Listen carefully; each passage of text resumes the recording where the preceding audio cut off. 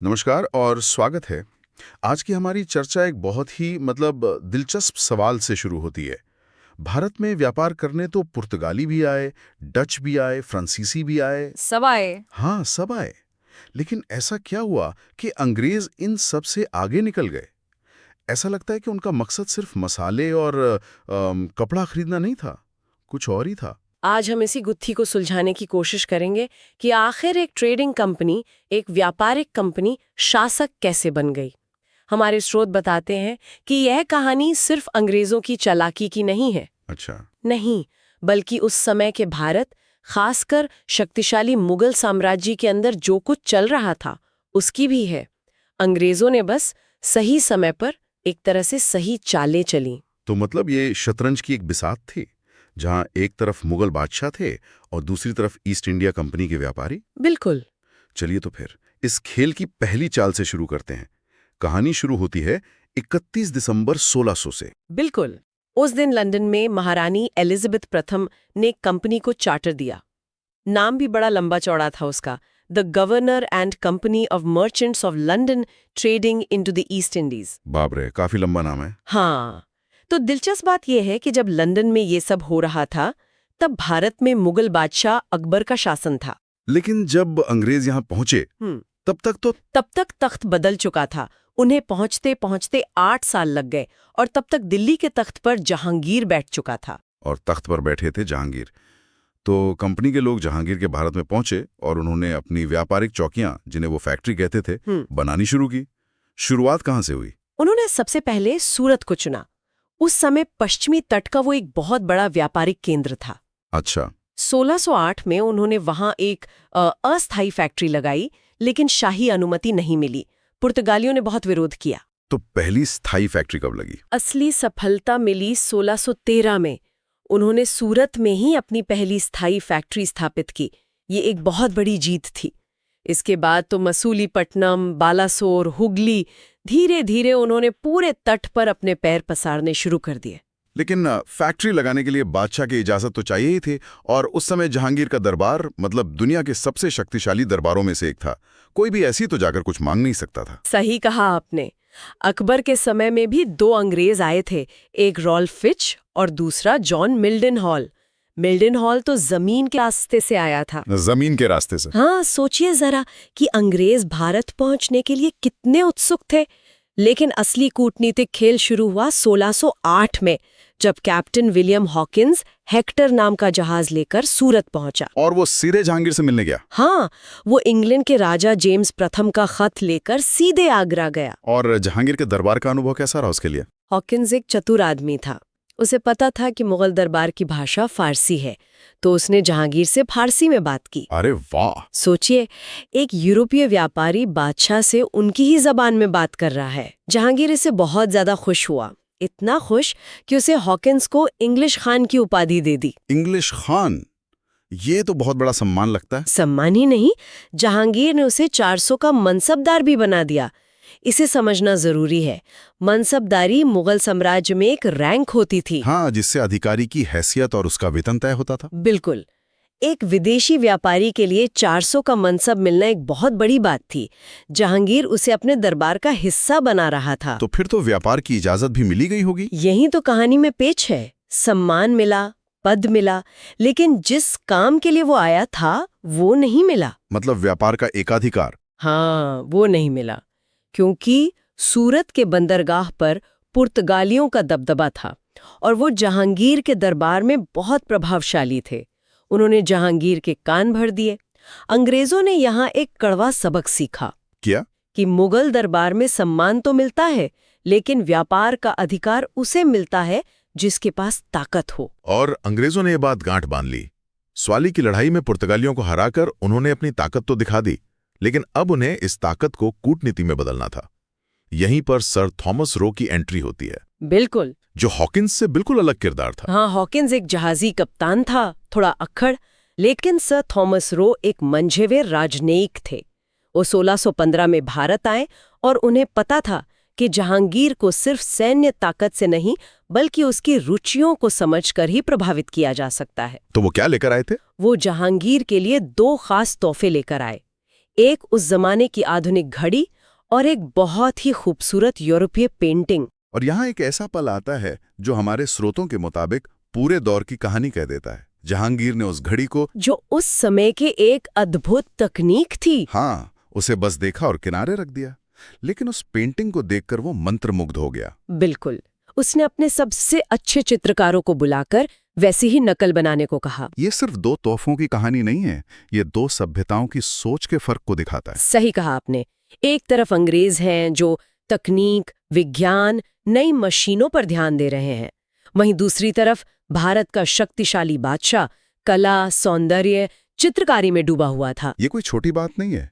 स्रोत में एक बहुत तीखी टिप्पणी है कि जब तक भारत के योद्धा हर हर महादेव का नारा लगाकर तलवार भांजते थे तब तक अंग्रेजों की बंदूक से निकली गोली उनका सीना भेद चुकी होती थी। यह तकनीक का वही फर्क था जो जहांगीर को घड़ी में नजर नहीं आया, लेकिन समुद्र में और युद्ध के मैदान में साफ दिख रहा था। तो क्या थॉमस रो को व्यापार की अनुमति मिली? हाँ, रो को वो एकाधिकार तो नहीं मिला जो वो चाहता था, लेकिन उसने जहांगीर से भारत में कहीं भी फैक्ट्री लगाने और व्यापार करने का फरमान हासिल कर लिया। तो ये एक धीमी लेकिन मजबूत शुरुआत थी। बिल्कुल।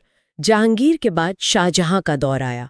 इस दौर में अंग्रेजों ने अपनी रणनीति बदल दी। वो कैसे? जहांगीर के दौर से अंग्रेजों ने दो बातें सीखी थीं। एक, सैन्य ताकत का सम्मान होता है, और दूसरा, मुगल दरबार की अंदरूनी राजनीति को समझना जरूरी है। अच्छा। शाहजहां के दौर में उन्होंने इसी दूसरे सबक पर काम किया। वे अब सीधे टकराव से बच रहे थे। इसी दौरान एक दिलचस्प घटना हुई। शाहजहां की बेटी जहांआरा एक दुर्घटना में जल गई। ओह। उसका इलाज कई हकीमों ने किया, पर वो ठीक नहीं हुई। तब विलियम बॉटन नाम के एक अंग्रेज डॉक्टर और सर्जन ने उसका इलाज किया और वो पूरी तरह स्वस्थ हो गई। इसका तो अंग्रेजों को बहुत फायदा मिला होगा। बहुत ज्यादा। शाहजहां बहुत खुश हुआ और उसने अंग्रेजों को बंगाल में कुछ और व्यापारिक सहूलियतें दे दी। ये उनकी रणनीति का हिस्सा था। मतलब? जैसा कि एक स्रोत में लिखा है, वे पानी में रहकर मगरमच्छ से दोस्ती कर रहे थे। वे लड़ने की बजाय मुगल दरबार में अपनी उपयोगिता साबित करके अपनी जगह बना रहे थे। शाहजहां के बाद दौर आया औरंगजेब का, जिसे आखिरी ताकतवर मुगल बादशाह माना जाता है। उसके साथ अंग्रेजों के रिश्ते कैसे थे? औरंगजेब एक बहुत ही सख्त और कट्टर शासक था। उसे अंग्रेजों की ये हरकतें बिल्कुल पसंद नहीं थी। और अंग्रेज भी उसकी ताकत को समझते थे और एक तरह से उसके मरने का इंतजार कर रहे थे। एक बार सर जॉन चाइल्ड नाम के एक ब्रिटिश गवर्नर ने दुस्साहस कर दिया। क्या किया उसने? उसने मक्का जाने वाले कुछ हज यात्रियों के जहाजों को लूट लिया। ये तो बहुत बड़ी भूल थी। औरंगजेब ने क्या किया? औरंगजेब आग बबूला हो गया। उसने हुक्म दिया कि पूरे भारत में जहां भी अंग्रेज मिले उनकी फैक्ट्रियां जब्त कर ली जाएं और उन्हें पकड़कर सजा दी जाए। तो मतलब अंग्रेजों को चुन चुन कर पीटा गया। जॉन चाइल्ड को घुटनों के बल आकर माफी मांगनी पड़ी। औरंगजेब ने उन पर भारी जुर्माना लगाया और उनसे जजिया कर भी वसूला। ये तो बड़ी अजीब बात है। जजिया तो गैर मुसलमान प्रजा पर लगता था, पर अंग्रेज तो यहाँ व्यापार करने आए थे, वे प्रजा तो नहीं थे। ये बहुत अच्छा सवाल है। क्या औरंगजेब उन्हें अपनी प्रजा मान रहा था? औरंगजेब ऐसा करके ये संदेश दे रहा था कि भारत की जमीन पर रहने वाला हर व्यक्ति, चाहे वो व्यापारी ही क्यों ना हो, बादशाह के अधीन है। वो अंग्रेजों को उनकी हद बता रहा था। उसके जिंदा रहते अंग्रेजों ने दोबारा ऐसी कोई हिमाकत नहीं की। लेकिन 1707 में औरंगजेब की मृत्यु हो गई और यही से मुगल साम्राज्य का पतन शुरू होता है, जिसने अंग्रेजों के लिए दरवाजे खोल दिए। बिल्कुल। औरंगजेब के बाद मुगल सल्तनत ताश के पत्तों की तरह बिखरने लगी। उसके उत्तराधिकारी बहुत कमजोर थे। बहादुर शाह प्रथम 65 साल की उम्र में बादशाह बना। उसके बाद जहांदार शाह आया, जिसे इतिहास में लंपट मूर्ख कहा जाता है। हाँ, इन शासकों के पास न तो दूरदृष्टि थी, न ही साम्राज्य को एक रखने की ताकत। और इसी दौर में एक बादशाह आया, फर्रुख सियर, हाँ। जिसके एक फैसले ने हमेशा के लिए अंग्रेजों की किस्मत बदल दी। हाँ, वो फैसला अंग्रेजों के लिए किसी जादुई चिराग से कम नहीं था।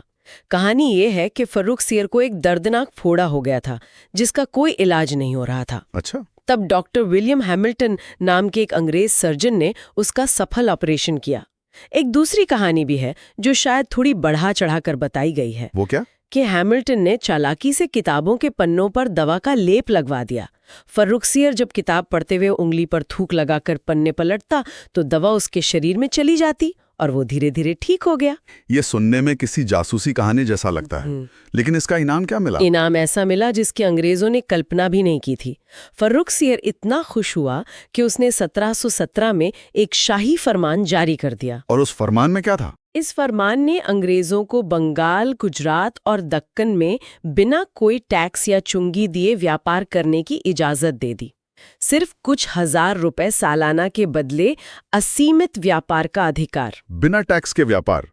इसका मतलब तो ये हुआ कि भारतीय व्यापारियों के मुकाबले अंग्रेजों का सामान अपने आप सस्ता हो गया। ठीक यही हुआ। इसी फरमान को अंग्रेजों के इतिहास में मैग्ना कार्टा कहा गया। इसने उन्हें एक ऐसी आर्थिक बढ़त दे दी जिसका मुकाबला करना किसी भारतीय या दूसरी यूरोपीय कंपनी के लिए लगभग नामुमकिन हो गया। पर क्या फर्रुखसियर को अंदाजा नहीं था कि वो कितना बड़ा फैसला ले रहा है? यही तो सवाल है। क्या उसके दरबार में किसी ने उसे इस फरमान के खतरों के बारे में नहीं चेताया? शायद उस वक्त के मुगल दरबार को ये सिर्फ एक व्यापारिक छूट लगी होगी। उन्हें अंदाजा ही नहीं था कि ये आर्थिक शक्ति कब राजनीतिक शक्ति में बदल जाएगी। बिल्कुल। इसके बाद मोहम्मद शाह रंगीला जैसे बादशाह आए, जिनका ध्यान शासन से ज्यादा नाच गाने में था। हाँ, और उन्हीं के दौर में ईरान से नादिर शाह ने दिल्ली पर हमला किया और शहर को हफ्तों तक लूटा। वो अपने साथ विश्व प्रसिद्ध कोहिनूर हीरा और तख्त-ए-ताउस भी ले गया। मुगल साम्राज्य खोखला हो चुका था। और आखिरी बादशाह बहादुर शाह जफर, वो तो अंग्रेजों के पेंशनर बनकर रह गए और 1857 के बाद उन्हें रंगून निर्वासित कर दिया गया। तो एक तरफ मुगल साम्राज्य बिखर रहा था और दूसरी तरफ अंग्रेजों को आर्थिक रूप से एक बहुत बड़ा फायदा मिल चुका था। क्या भारत में कोई और यूरोपीय ताकत थी जो उन्हें समय चुनौती दे सकती थी? एक ताकत थी और वो थी फ्रांसीसी। डैनिश का क्या हुआ? डेनमार्क के डैनिश तो ज्यादा कुछ कर नहीं पाए और 1845 तक अपनी सारी बस्तियां अंग्रेजों को बेचकर चले गए। लेकिन फ्रांसीसी ईस्ट इंडिया कंपनी जो 1664 में बनी थी, वो सिर्फ व्यापार करने नहीं आई थी। तो फिर? वो एक सरकारी कंपनी थी और उसका सीधा मकसद भारत में फ्रांस का प्रभाव बढ़ाना और अंग्रेजों को टक्कर देना था। तो ये सिर्फ दो कंपनियों की लड़ाई नहीं थी, ये दो देशों की लड़ाई थी जो भारत की जमीन पर लड़ी जानी थी। हाँ, अंग्रेजों का एक नारा था कि हमारे साम्राज्य का सूर्य कभी अस्त नहीं होता। इसके जवाब में फ्रांसीसियों ने कहा, हम करके दिखाएंगे। ये तो एक सीधा ऐलाने जंग था। बिल्कुल। और इसी टकराव ने भारत में कर्नाटक युद्धों को जन्म दिया। ये एक अजीब स्थिति थी जहां इंग्लैंड और फ्रांस भारत के नवाबों और राजाओं को अपनी तरफ मिलाकर भारत पर नियंत्रण के लिए एक दूसरे का खून बहा रहे थे। तो आज की इस पूरी चर्चा को अगर समेटें तो ये साफ है कि अंग्रेजों की सफलता सिर्फ उनकी बंदूकें और जहाज नहीं थे, वे बहुत धैर्यवान थे। हाँ, उन्होंने 100 साल से भी ज्यादा इंतजार किया। मुगल दरबार की राजनीति को समझा, सही मौकों को भुनाया और अपनी तकनीकी बढ़त का इस्तेमाल किया। और ये कहानी हमें ये भी सिखाती है कि एक महान साम्राज्य का पतन कैसे होता है, जब शासक दूरदृष्टि खो देते हैं, जब वे तकनीक और भविष्य के चुनौतियों को नजरअंदाज करके कला और व्यक्तिगत ऐशो-आराम में डूब जाते हैं। तो बाहरी ताकतों को घुसने का मौका मिल ही जाता है। बिल्कुल। फर्रुखसियर के एक फोड़े ने अंग्रेजों को वो दे दिया जो शायद बड़ी बड़ी लड़ाइयां भी उन्हें न दे पाती। और फ्रांसीसियों के आने से ये खेल अपने आखिरी पड़ाव पर पहुंच गया। अब ये सिर्फ व्यापार की लड़ाई नहीं थी, ये हिंदुस्तान पर राज करने की जंग थी। सही कहा। ये वाकई एक सोचने वाली बात है। जैसा कि हमारे स्रोत इशारा करते हैं कि अगर उस दिन जहांगीर ने उस पेंटिंग की जगह उस छोटी सी घड़ी के अंदर की मशीनरी को समझने में दिलचस्पी दिखाई होती, तो क्या आज भारत का इतिहास और भूगोल कुछ और होता?